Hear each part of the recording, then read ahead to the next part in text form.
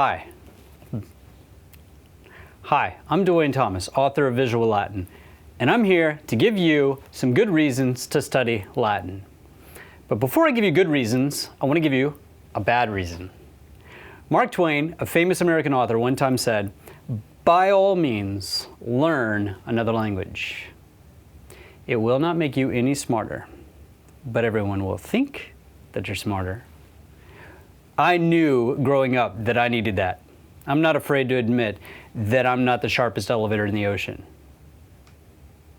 Let me give you 5 good reasons to study Latin. Come on, guys, I'm counting on you. 5 good reasons to study Latin.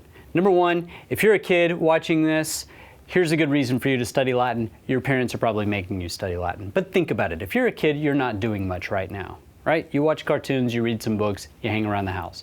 You're not doing much. Your parents know that you're going to need a good education to do well in this life. You'll need a good education, then go to a good college, then get a good job or start your own business so that you can work there for a long time so you can retire so that you can go back to doing nothing. Hey, wait a minute. All right, well, if you're a kid, you got to do what your parents told you to do. So there's one good reason. Another good reason. Latin was the foundation of all the modern Romance languages. Half of the languages in Europe came directly out of the Roman language, the Latin language. Portuguese, French, Spanish, Italian, Romanian, even little languages like Romansh in parts of Switzerland.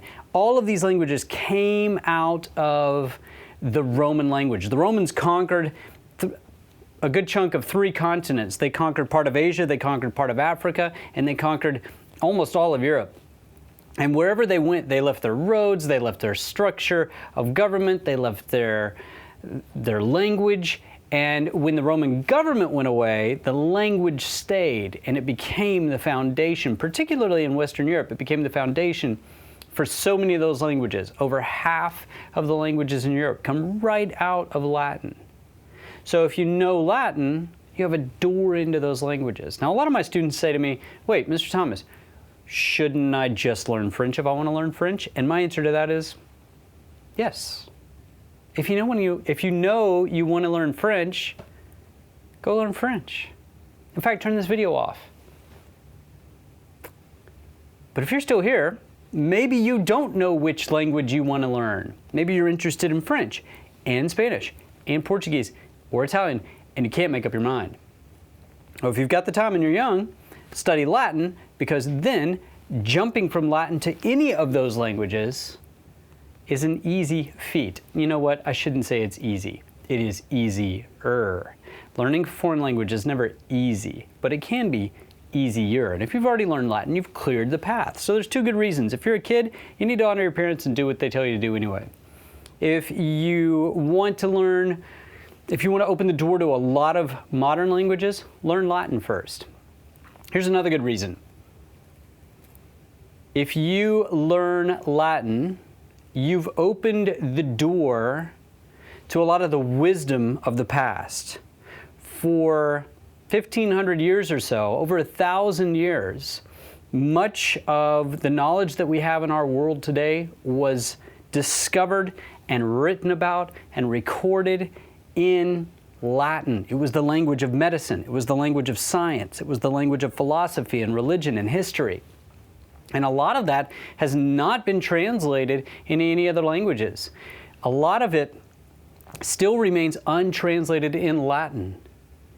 And unless you can read Latin, that door is closed to you. But if you can read Latin, you can go back and read those books, and most of them are public domain. They're available for free. You can go back and read those books and discover so much of the wisdom of the past. However, I will tell you, if you're just watching this video for entertainment and you're never going to go learn Latin, I'll just tell you what's in most of those books. Most of those authors are generally just frustrated because chocolate hasn't been invented yet. A 4th reason. So we've got, if you're a kid, honor your parents. If you're a If you're anybody else, and even if you are a kid, you're opening the door to foreign languages, you're opening the door to the wisdom of the past. But you know what? Latin can even change the way that you think. Let me explain what I mean by that. If I ask you what you do for a living, I'm asking you about your job. But it sounds like I'm talking to you almost about survival. How do you stay alive? In German, the phrase is "Was sind Sie von Beruf?" Beruf means office. So I'm asking you, what is your office? And it almost sounds like I'm asking you, what is your duty? So in English we have survival, in German we have your duty. In Greek, I would say to you, if I was asking you about your job, "Τι δουλειά κάνετε?" "Τι δουλειά κάνετε?" And I don't know if my Greek was perfect there. I'm still learning Greek. "Τι δουλειά κάνετε?" Interestingly enough, that middle word, doulia, comes from an old Greek word, doulos, which means slave. Ha! So I'm asking you, hey, what's your slavery? I hate my job. Do you hate your job? What is your job? What's your slavery? Sounds kind of sad, right? So you see how different cultures may, I'm not saying they absolutely do, but they may think about their jobs. I do it to survive. I do it because it's my job. I do it even though I hate it because I'm sort of a slave. I got to get up and go to work because that's what I do. My favorite one, though, is Spanish. There's a way to ask somebody what they do in Spanish. You can say, "¿A qué te dedicas?" Now look at that last word, dedicas. It literally means you are dedicated. ¿A qué te dedicas means what are you dedicated to? That's my favorite one. That's the way I think of my job. I don't do my job because I need the money, which actually I do, but that's not the reason I do my job. I don't do it just because it's my job. I don't do it because I feel like a slave. I do what I do, teach Latin, because I love foreign languages. I love reading books in other languages. That's what I'm dedicated to. I like it. It changes, or can change, the way that you think. The same question in 4 different languages, and with each of those questions came a different worldview or a different way of viewing your work. Let me give you another reason to study Latin.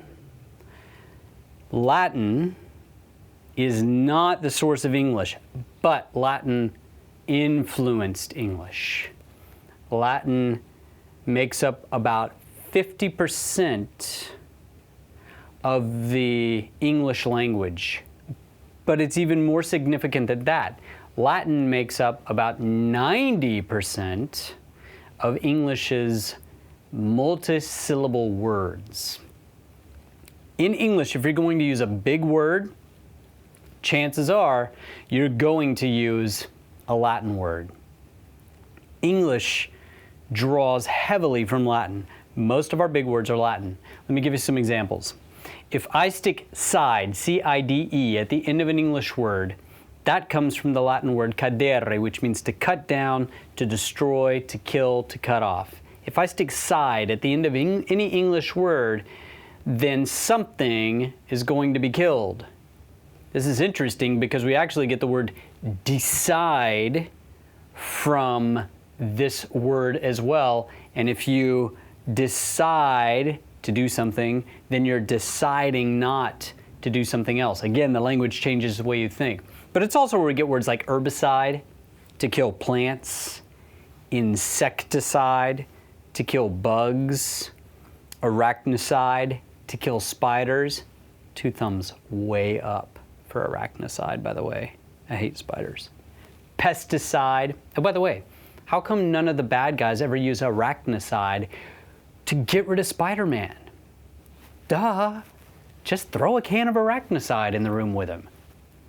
Anyway, pesticide also comes from this word. Pesticide is what you use to get rid of pests, like rodents perhaps, rats, or bugs, or bullies on your street. Yeah, maybe not. You might get in trouble if you do that one. We also get English words like mortgage from Latin. Actually, this is interesting. Mortgage comes from the Latin word mortuus, which means death. And if you buy a house, you're probably going to have to borrow money from the bank, and you'll probably be paying it off until you're nearly dead. And that's actually what the word mortgage means. Kind of sad. Again, it can change the way you think. But our big words in English are mostly right out of Latin. And for better or for worse, English is the most powerful language in the world today. I'm not saying it's the most important language in the world, but if a pilot from Turkey is landing in Italy, that pilot from Turkey does not speak to the Italian air traffic controller in Italian or in Turkish. He speaks to the air traffic controller in English, and the traffic controller responds to him in English. It is the international language in our world today. And if you master Latin, you have a huge door into the English language that other people don't who have not studied Latin. You've got more access to a tool that the whole world is trying to get access to. Almost everybody's trying to learn English, and you will be that much further ahead. Guys, there's lots of good reasons to study Latin. It increases your vocabulary. You understand and learn grammar as you learn Latin. You learn English grammar as well, and the grammar of other languages, so that Spanish and French and Italian and Portuguese, languages like that, Romance languages, are wide open to you. It can change the way you think. You'll probably never think of mortgage the same way. There are so many good reasons to learn Latin.